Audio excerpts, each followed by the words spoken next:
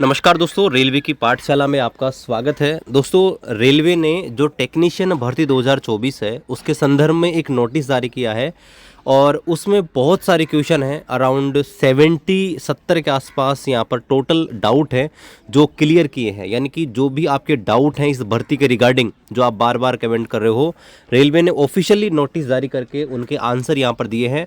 और I hope इस video को देखने के बाद आपका कोई भी डाउट नहीं रहेगा टेक्नीशियन भर्ती का। ऑफिशियल नोटिस रेलवे की तरफ से आया है, तो चलिए देख लेते हैं रेलवे ने कौन कौन से आपके कॉमन डाउट्स हैं जिनका रिप्लाई ऑफिशियली दिया है। तो चलिए शुरू करते हैं। पर देखिए, ये है वो ऑफिशियल नोटिफिकेशन। इसमें टोटल 72 क्वेश्चन है, मतलब 72 क्वेश्चन है। आप खुद सोचिए, अगर मैं एक क्वेश्चन को पढ़ूंगा, उसका जवाब भी दूंगा, तो 1 मिनट एक क्वेश्चन में लगेगा। लेकिन मैं ऐसा नहीं करने वाला हूं, मैं वीडियो को शॉर्ट करूंगा। और आपसे भी निवेदन है कि वीडियो थोड़ा लंबा हो जाएगा तो आप इस वीडियो की स्पीड बढ़ा सकते हैं ताकि कम समय में आप इस वीडियो को देख सकें। तो देखिए, यहाँ पर पहला प्रश्न ये था कि फॉर्म भरने की स्टार्ट डेट क्या है। तो 9 मार्च से फॉर्म स्टार्ट है। अंतिम डेट क्या है फॉर्म भरने की, तो वो है 8 अप्रैल 2024। इसके अलावा अगला क्वेश्चन ये है कि अगर कोई स्टूडेंट मॉडिफिकेशन करना चाहता है एप्लीकेशन में, तो वो कैसे कर सकता है। तो उन्होंने बताया है कि आपको 250 रुपये चार्ज देना पड़ेगा। और मॉडिफिकेशन का जो लिंक है 9 अप्रैल 2024 से लेकर 18 अप्रैल 2024 तक लाइव रहेगा। जो भी कैंडिडेट चाहते हैं मॉडिफिकेशन करना, वो यहाँ पर कर सकते हैं। मेरा डाउट ये था कि ऐसे स्टूडेंट जिनका रिजल्ट अभी वेटिंग में है, जिनका रिजल्ट अभी नहीं आएगा, और या फिर उनका रिजल्ट जो है 8 अप्रैल 2024 के बाद अनाउंस होगा, तो क्या वो फॉर्म भर सकते हैं। तो क्लियर उन्होंने बोला है कि आप जो है एलिजिबल नहीं है, आप फॉर्म मत भरिएगा। आगे बता रखा है कि अकाउंट क्रिएट आप जो कर रहे हैं आरआरबी की वेबसाइट के ऊपर, तो उसके लिए क्या क्या चीज़ों की जरूरत रहेगी। तो यहाँ पर बताया कि आपको खुद का मोबाइल नंबर और ईमेल आईडी की जरूरत पड़ेगी अकाउंट क्रिएट करने के लिए।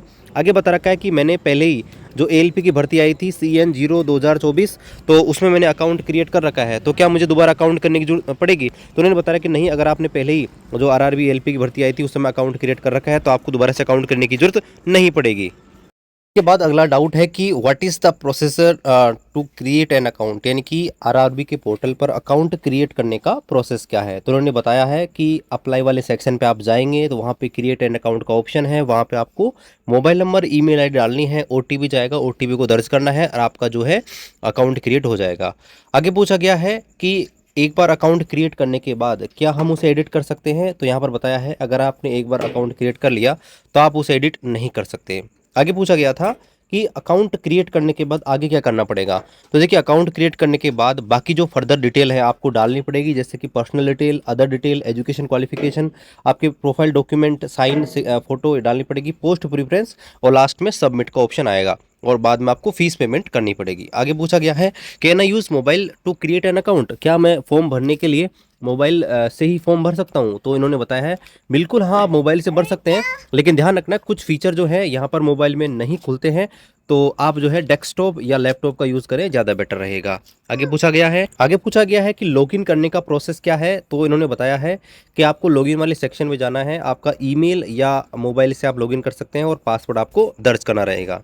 आगे बोला गया है कि कितने लेवल है जो टेक्नीशियन की भर्ती आई उसमें। तो उन्होंने बताया है कि 2 अलग अलग लेवल की भर्ती है। एक लेवल 5 जिसे सिग्नल मेंटेनर फर्स्ट कहा गया है, एक लेवल 2 की है जिसे टेक्नीशियन ग्रेड 3 कहा गया है। आगे बोला गया है can I submit common application for both पे लेवल, क्या मुझे दोनों जो पे लेवल है उनके लिए एक ही फॉर्म भरना पड़ेगा। तो उन्होंने बताया नहीं, आपको अलग अलग फॉर्म यहाँ पर भरना होगा। आगे बताया गया है can I submit a single application for technician grade first और फॉर टेक्नीशियन ग्रेड 3, यानी कि पूछा गया है क्या टेक्नीशियन ग्रेड फर्स्ट और टेक्नीशियन ग्रेड 3 के लिए सिंगल भरना पड़ेगा। नहीं, इन्होंने बताया कि आपको 2 अलग अलग फॉर्म भरने पड़ेंगे, एक टेक्नीशियन ग्रेड 3 के लिए, एक टेक्नीशियन ग्रेड फर्स्ट के लिए। आगे बताया गया है कि 2 अलग अलग भर्तियां हैं, एक टेक्नीशियन ग्रेड 3 की है, एक टेक्नीशियन ग्रेड फर्स्ट की है।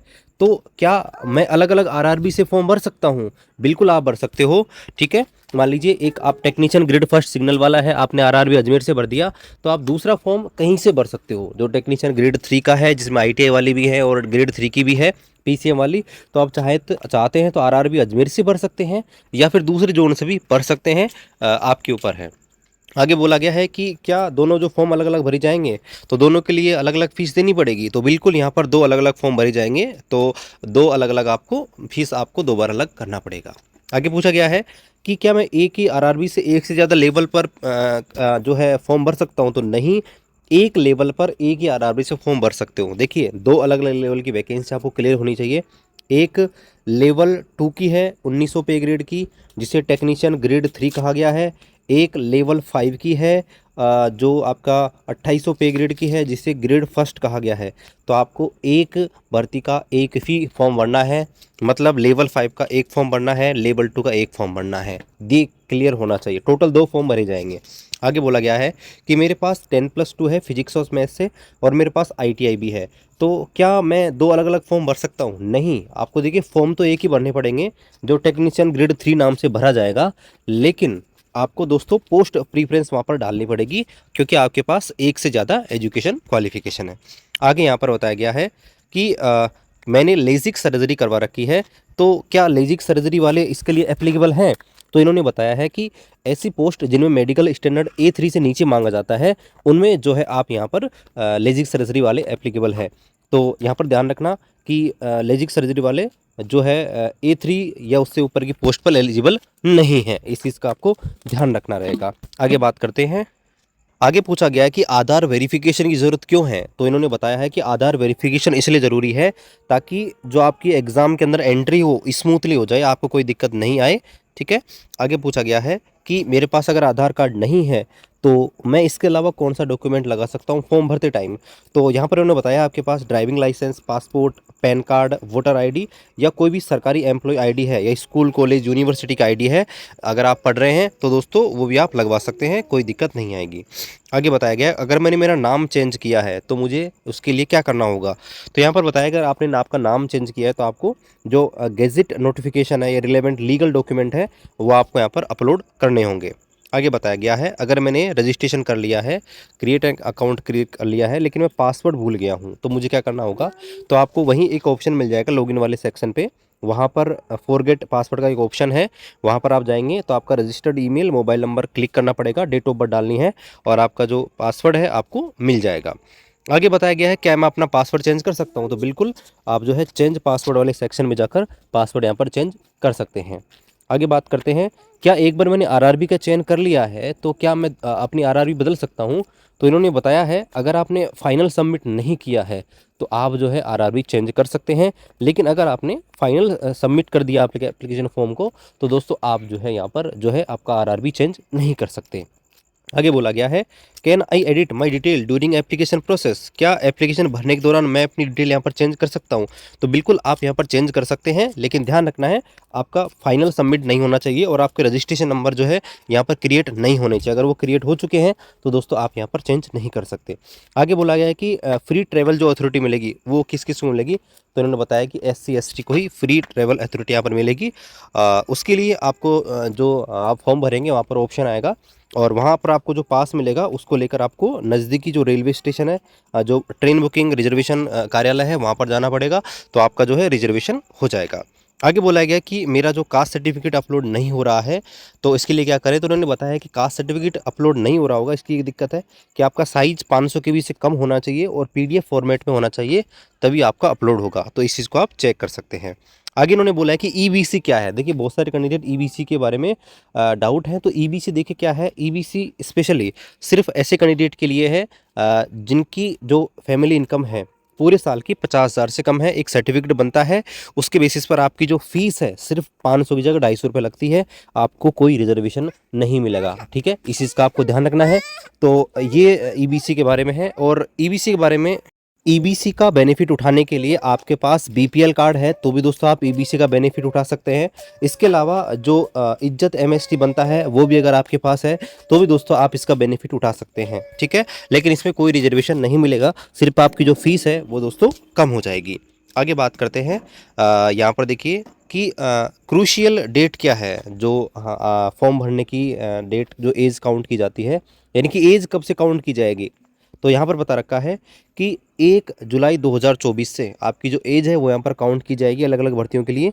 तो एक में आपने देखा होगा टेक्नीशियन में 18 से 33 है, एक में 18 से 36 है, तो ये आपकी जो एज काउंट की जाएगी वो 1 जुलाई 2024 से काउंट की जाएगी। और मोस्ट इंपॉर्टेंट आगे कि जो SC ST OBC EWS का सर्टिफिकेट है वो कब का होना चाहिए, तो इन्होंने क्लियर किया है। मैंने एक वीडियो बनाया था जिसमें आपको पहले ही बताया था, तो यहाँ पर इन्होंने क्लियर कर रखा है कि फॉर्म भरने की अंतिम डेट से पहले का आपके पास जो है SC ST OBC और EWS का सर्टिफिकेट चाहिए।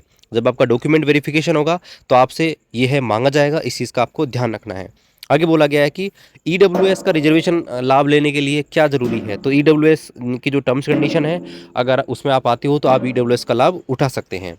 आगे बता रखा है कि क्या जो फीस रिलैक्सेशन है वो किन किन के लिए, यानी कि फीस में किसको छूट मिलेगी, 250 रुपये किसके लगेंगे, 500 किस पे लगेंगे।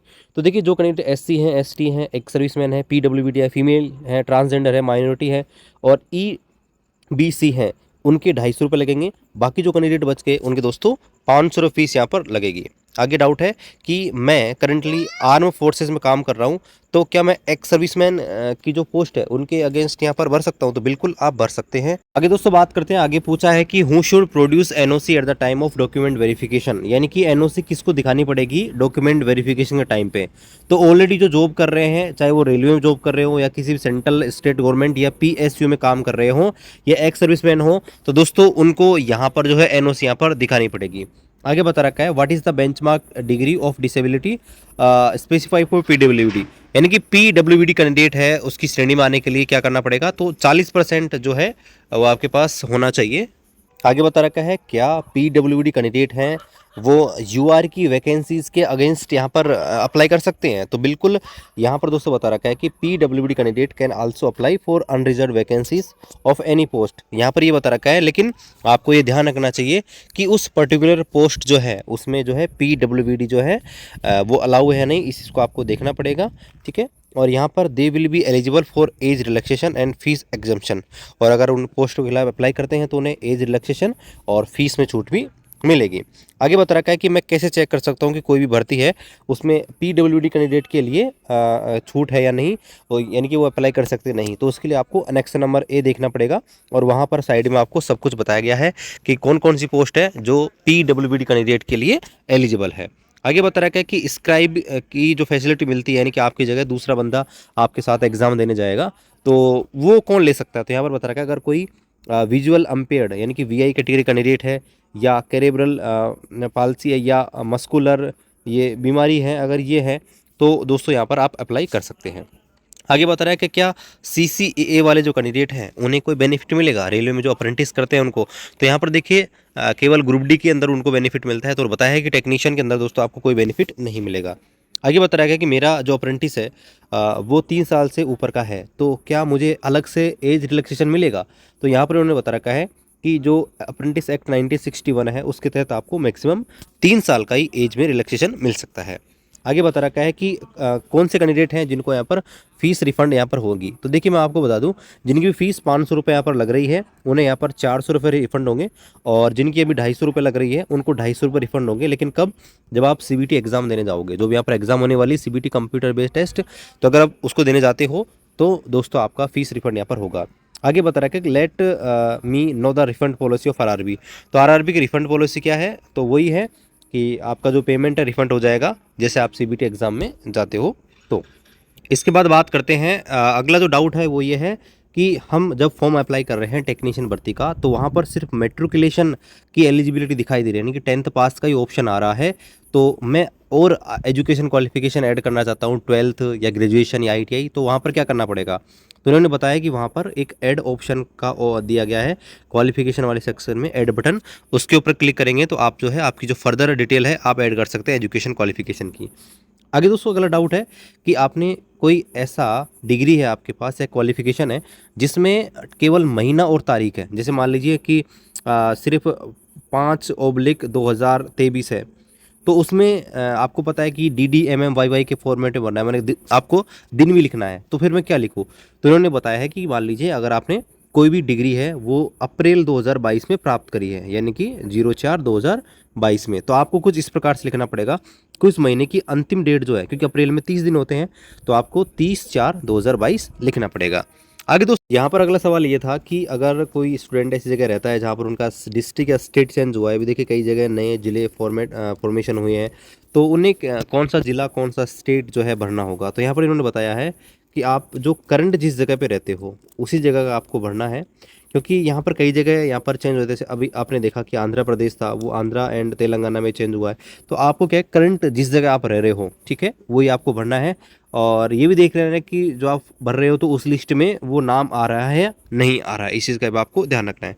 आगे यहाँ पर डाउट है एजुकेशन क्वालिफिकेशन रिगार्डिंग कि मेरे पास डिप्लोमा डिग्री है इंजीनियरिंग में, तो क्या मैं टेक्नीशियन ग्रेड 3 की पोस्ट भर सकता हूँ? तो क्लियर मना किया है, आप टेक्नीशियन ग्रेड 3 की पोस्ट नहीं भर सकते, केवल अप्रेंटिस वाले और आईटीआई वाले भर सकते हैं। आगे बता रखा है कि मेरे पास नेशनल ट्रेनिंग सर्टिफिकेट है और नेशनल अप्रेंटिस सर्टिफिकेट है, तो मैं टेक्नीशियन ग्रेड 3 के लिए एलिजिबल हूँ? तो बिल्कुल आप जो है दोस्तों इसके लिए एलिजिबल है। आगे यहाँ पर वही है कि मेरे पास नेशनल ट्रेनिंग सर्टिफिकेट है और नेशनल अप्रेंटिस सर्टिफिकेट है, डिप्लोमा भी है, तो मैं किस किस पोस्ट के लिए एलिजिबल हूँ? तो आप टेक्नीशियन ग्रेड 3 की सभी पोस्ट के लिए एलिजिबल हैं, जो भी एजुकेशन क्वालिफिकेशन के बेसिस पे है। आगे यहाँ पर है कि मेरे पास डिप्लोमा भी है, डिग्री भी है, तो क्या मैं ग्रेड फर्स्ट के लिए एलिजिबल हूँ? तो बिल्कुल आप जो है ग्रेड फर्स्ट के लिए एलिजिबल हो, लेकिन वो देख लीजिएगा कि कौन सी स्ट्रीम में मांग रहा है, ठीक है। आगे यहाँ पर है कि मैंने 2 साल का डिप्लोमा किया है, तो क्या मैं एलिजिबल हूँ? नहीं, आपको 3 साल का जो है कम से कम डिप्लोमा चाहिए और आप जो है टेक्नीशियन ग्रेड फर्स्ट में ही एप्लीकेबल हो। आगे बता रहा है कि मैं ग्रेजुएट अप्रेंटिस हूँ, तो क्या मैं टेक्नीशियन जो 3 की लेवल 2 की पोस्ट है उसमें एलिजिबल हूँ? तो यहाँ पर बताया नहीं, ग्रेजुएट अप्रेंटिस जो है वो इसमें मान्य नहीं होगी। जो एक्ट अप्रेंटिस है रेलवे में, अगर वो है तो आप अप्लाई कर सकते हैं। आगे बता रखा है कि मुझे टोटली कितने डॉक्यूमेंट अपलोड करने होंगे? तो यहाँ पर आपको बताया कि आपको फ़ोटो और साइन केवल 2 ही अपलोड करने हैं, लेकिन अगर आप SC ST हैं तो आपको फ्री ट्रैवल का पास लेने के लिए आपका कास्ट सर्टिफिकेट भी अपलोड करना होगा। अगला डाउट है कि जो डॉक्यूमेंट हम अपलोड कर रहे हैं उनकी साइज़ क्या है? तो देखिए बताया गया है कि सारे के सारे जो फ़ोटो आप अपलोड कर रहे हैं वो JPG फॉर्मेट में होने चाहिए, ठीक है। और जो आपकी फ़ोटो है वो 30 KB 70 KB के बीच, सिग्नेचर भी JPG फॉर्मेट में 30 KB 70 KB के बीच, और आपका जो कास्ट सर्टिफिकेट है वो PDF फॉर्मेट होना चाहिए और 500 KB के नीचे होना चाहिए। आगे पूछा है कि मैं जो फ़ी पेमेंट है वो कैसे कैसे कर सकता हूँ? तो यहाँ पर देखिए बहुत सारे ऑप्शन है, नेट बैंकिंग है, क्रेडिट कार्ड है, UPI है, इनसे भी आप जो है पेमेंट कर सकते हो। आगे पूछा है कि what is the fee that I have remit? तो फीस के बारे में ऑलरेडी हमने डिस्कस कर लिया है, 250 रुपये किसको देने हैं, 500 रुपये किसको देना है। आगे पूछा गया है कि जो रिक्रूटमेंट प्रोसेस है उसमें क्या क्या होगा? तो देखिए एक CBT होगा, फिर DV होगा, फिर मेडिकल होगा, ये आपको बता रखा है। आगे बोला कि सिलेबस क्या है? तो सिलेबस के बारे में ऑलरेडी डिस्कस कर लिया है, technician grade first, technician grade 3 का आपने वीडियो नहीं देखा है, आप देख लीजिएगा, सिलेबस को डिटेल में हमने क्लियर किया है। और नेगेटिव मार्किंग जो होगी 1/3 होगी, ये भी हमने आपको सिलेबस वाले वीडियो में डिटेल में बताया है।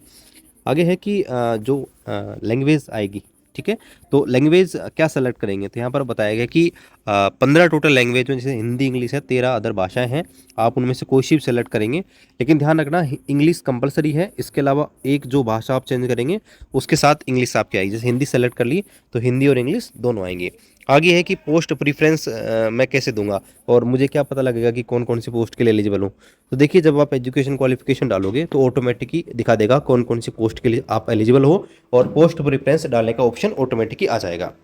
आगे बोला है कि मुझे किसी प्रकार की क्वेरी है, किसी प्रकार का डाउट है भर्ती के रिगार्डिंग, तो मैं कैसे उसका सॉल्यूशन प्राप्त कर सकता हूं? तो इन्होंने बताया है कि ये आपकी ईमेल आईडी है, आप यहां पर ईमेल कर सकते हैं या फिर यहां पे कॉल कर सकते हैं, 10 बजे से 5 बजे के बीच आपका सॉल्यूशन मिल जाएगा।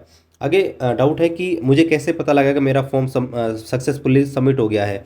तो यहाँ पर बताया गया कि आप जैसे फी में पेमेंट कर दोगे फीस तो आपका फॉर्म सबमिट हो जाएगा, और इसके लिए आपको एक मैसेज या ईमेल के माध्यम से, SMS के माध्यम से सूचना भी मिल जाएगी।